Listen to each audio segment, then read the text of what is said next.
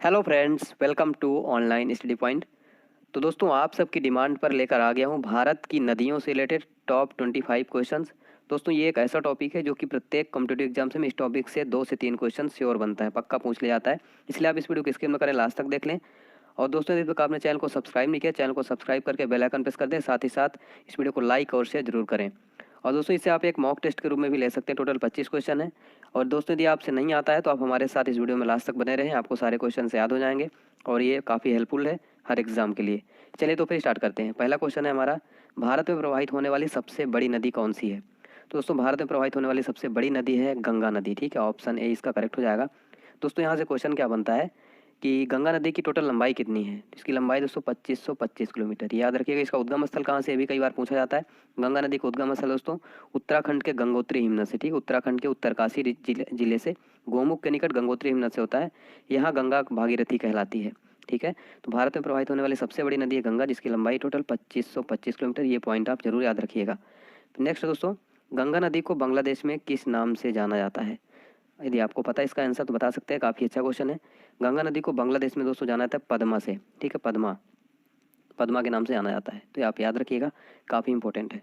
फिर अगला क्वेश्चन है हमारा, गंगा एवं ब्रह्मपुत्र की संयुक्त जलधारा किस नाम से जानी जाती है? तो गंगा और ब्रह्मपुत्र की संयुक्त जलधारा ये जानी जाती है मेघना के नाम से। ठीक है, ऑप्शन सी करेक्ट हो जाएगा। ठीक है दोस्तों, अगर यहाँ पे बात करें ब्रह्मपुत्र नदी की, तो ब्रह्मपुत्र नदी दोस्तों इसका टोटल लंबाई कितनी है? 2900 किलोमीटर है। ठीक है, 29 किलोमीटर इसकी लंबाई है। और ये कहाँ से निकलती है, इसका उद्गम स्थल कहाँ से है? तो ये मानसरोवर झील तिब्बत में, ये तिब्बत से निकलती। ठीक है, मानसरोवर झील तिब्बत में, तो ये आप याद रखिएगा। गंगा और ब्रह्मपुत्र की संयुक्त जलधारा किस नाम से जानी जाती है? मेघना के नाम से। ठीक है, ऑप्शन सी करेक्ट हो जाएगा। फिर हमारा अगला क्वेश्चन है, भारत की सबसे अधिक नौगम्य नदियाँ कौन सी हैं?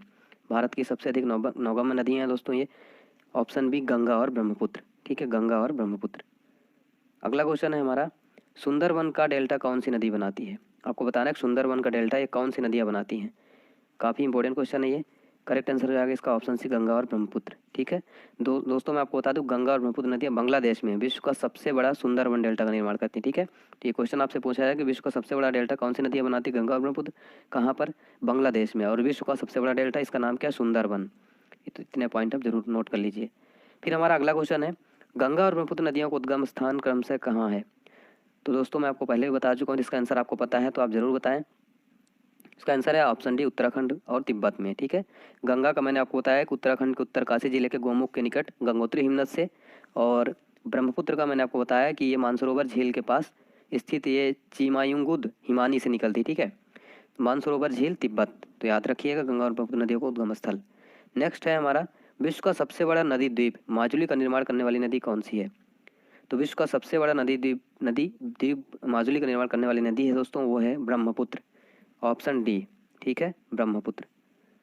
कौन सी नदी दक्षिण से उत्तर की ओर प्रवाहित होती है? आपको बताना है कौन सी नदी जो दक्षिण से उत्तर की ओर प्रवाहित होती है। तो दोस्तों, इसका करेक्ट आंसर हो जाएगा ऑप्शन डी, बेतवा। ठीक है, बेतवा नदी जो दक्षिण से उत्तर की ओर प्रवाहित होती है, ये आपको याद रखना है। ठीक है, बहुत इंपॉर्टेंट है। चलिए अगला क्वेश्चन अगला क्वेश्चन देखते हैं दोस्तों, निम्न में से किस नदी को बिहार का शोक कहा जाता है? इनमें से किस नदी को बिहार का शोक कहा जाता है? तो दोस्तों, बिहार का शोक ये कहा जाता है कोसी नदी को। ठीक है, ऑप्शन बी करेक्ट हो जाएगा, कोसी नदी। ठीक है, चलिए अगला क्वेश्चन देख लेते हैं, कौन सी नदी बंगाल का शोक कहलाती है? ये क्वेश्चन काफ़ी सिंपल है और बार बार पूछा जाता है। तो बंगाल का शोक दोस्तों दामोदर नदी कहलाती है। ठीक है, दामोदर, बंगाल का शोक दामोदर नदी। भारत की लवण नदी के नाम से जानी जाती है, तो इसका करेक्ट आंसर हो जाएगा ऑप्शन बी, लूनी। ठीक है, लूनी। कौन सी नदी एस्चुरी नहीं बनाती है? इनमें से कौन सी नदी है जो एस्चुरी नहीं बनाती है? दोस्तों, महानदी जो है एस्चुरी नहीं बनाती। ठीक है, एस्चुरी नहीं बनाती है महानदी। फिर हमारा अगला क्वेश्चन है, कौन सी नदी अपने मुहाने पर डेल्टा का निर्माण नहीं करती है? कौन सी नदी जो अपने मुहाने पर डेल्टा का निर्माण नहीं करती है? जो ताप्ती नदी दोस्तों अपने मुहाने पर डेल्टा का निर्माण नहीं करती है। ताप्ती नदी दोस्तों मध्य प्रदेश के बैतूल जिले से इसका उद्गम स्थल है। ठीक है, और इसकी लंबाई कितनी है? 724 किलोमीटर। ताप्ती नदी की लंबाई कितनी? 724 किलोमीटर। एमपी में बैतूल से ये निकलती है। ठीक है, ये आप याद रखिएगा। क्षिप्रा नदी किसकी सहायक नदी है? क्षिप्रा नदी किसकी सहायक नदी है? चंबल नदी की सहायक नदी। ठीक है, क्षिप्रा नदी किसकी सहायक नदी है? चंबल नदी की, तो ये भी आपको याद रखना है। फिर हमारा अगला क्वेश्चन है, कौन सी नदी रिफ्ट घाटी से होकर बहती है?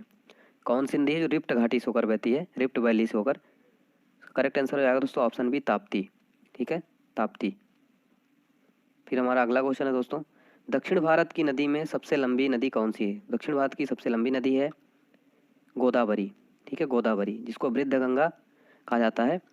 दोस्तों ये नासिक महाराष्ट्र में दक्षिण पश्चिम में त्र्यंबक गांव के एक पहाड़ी जिसका उद्गम स्थल है। ठीक है, नासिक महाराष्ट्र में त्र्यंबक गांव की पहाड़ी में इसकी लंबाई कितनी है याद रखिएगा, 1465 किलोमीटर है गोदावरी नदी की लंबाई। ठीक है,